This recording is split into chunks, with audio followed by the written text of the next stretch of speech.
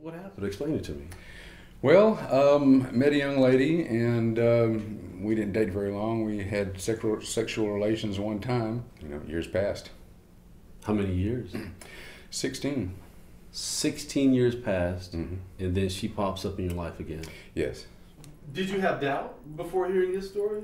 I can't say right off I had doubt, but at the same time, I was young and I wanted to do the right thing. You know what I'm saying? So she told me I was the father, and I always, we grew up with men in the house, and so we was one of the few kids in the neighborhood that grew up with men in the house, and it was like, okay, you the dad, okay, so I think I need to do the right thing. I just didn't come off and reject the fact that she said I was the father.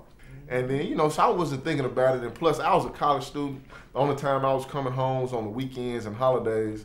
And the baby was, the little girl, she was growing up calling me dad and running to me. And it was just like this was my child. And I talked to my dad about it. And my dad pulls up. He's a straight talking fella. And he says, "No use crying now. You did it." I said, "Pop, I had a condom on." He said, "Every time?" I said, "We only had sex once." Once? He said, "It didn't bust?" I said, "No, sir." And my dad looked me square in my eye. He said, "That ain't your baby." I get a phone call. It's my sister, LaToya Knox. It was my sister. She called me. She goes on to these websites. You can go on like ShelbyCountyJail.com, I think. And she just put in, I guess, everybody's information that she knew. She put in my information, Shelton Knox. It popped up as I had a warrant out for my arrest. So she called and told me this information. I'm like, I'm disturbed. Like, what do I got a warrant out for my arrest for? I haven't been in any trouble. My dad just asked the question. He said, "Well, how much is it for a blood test?" And she said $135. The lady replied $135. And my dad was like, well, shit, give them 2 of them. You're in college, you stop seeing her, she comes up, says she's pregnant, you're the daddy. Right. I say, "Are you out your mind? Why are you coming to me with this? All these other guys that I've heard and I'm pretty sure that you slept with. What makes you think that you're gonna come to me, put it on me? I can't believe this is happening to me. It's like it's surreal. Right. You're on this path, and all of a sudden, I get skewed over here with this mess. There was even a point at which she sought revenge. She cut my ties. What? Yeah, she cut my ties. She accused you of being her baby's father. Right, and then she cut my ties. So she was really taking me down through there. You had a winner, man. Yeah, I know how to pick them, don't I? I think it took almost 6 weeks to 2 months for the results to come back. But the bad part about it is the child didn't make it. This is when it gets crazy. We take the test and they tell us, okay, in 6 weeks, come back and we'll read the results. In that 6-week period, I get a call maybe 3 weeks in, and her mom tells me that her daughter has died. What? The girl I dated, she died in a car wreck. How long did it take for you to get the results? When she turned 3. Yeah, it took 3 years to get the results? Her mother, she was lacking. She didn't make it to one of the hearings where she was supposed to get her mouth swabbed. A couple of days after her birthday, I received the letter. Her 3rd birthday? Yes, sir. What did he tell you? That I wasn't the father. How did it make you feel? What was your reaction? I was hurt, mad,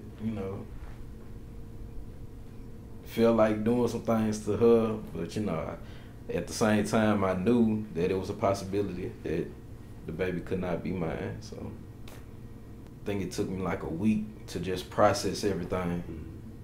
And after that, I still, I wanted to see the little girl, because by that time I had got her name tattooed on me. That's a name right there. Anaya? And I grown attached to her, and I love her just like she's mine. I have another daughter, and I love her just like my other daughters. Do you think you'll be in her life forever? Yes, sir. I felt that if he was actually my son, that that I'd been left out of a situation that I should have been included in. Yeah. So in that respect, when I was thinking about, is he actually my son, I was thinking about all these years that we haven't known each other. You know, I felt robbed.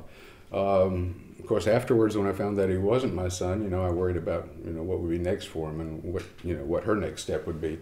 From my experiences in life, you know, I felt that, you know, I just had it down packed. You know, I was the one that can give some of my friends some advice on how to deal with situations with young ladies and stuff, and it happened to me. So I'm like, man, so I was upset. I was very upset.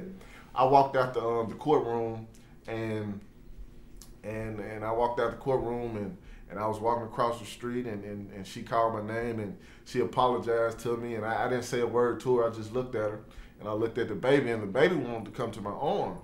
But, you know, I turned around, and I walked back to my car, and the baby screamed like I'd never heard her scream before in my life. We all make mistakes, and what we hope people will get from this, especially women who are falsely accusing men, to stop doing it. Because in the end, it's the child who really is affected by it. It's the child who loses out in almost all those situations. There is an assumption that if you sit on your rights, then you lose them. So if the father, you know, knows that this child is here and that someone says it's yours, or, you know, the child's been coming to your house and you know your name's on the birth certificate, you know, obviously when you sit on those rights, you lose them. My story and 4 more stories are in I Am Not the Father, narratives of men falsely accused of paternity. If you didn't tell your story, these other guys wouldn't have came forward. You wouldn't have known. Tennessee, Memphis, the world would have known that so many men go through this, have gone through this, and continue to go through this. And hopefully, this will shed a light to some women.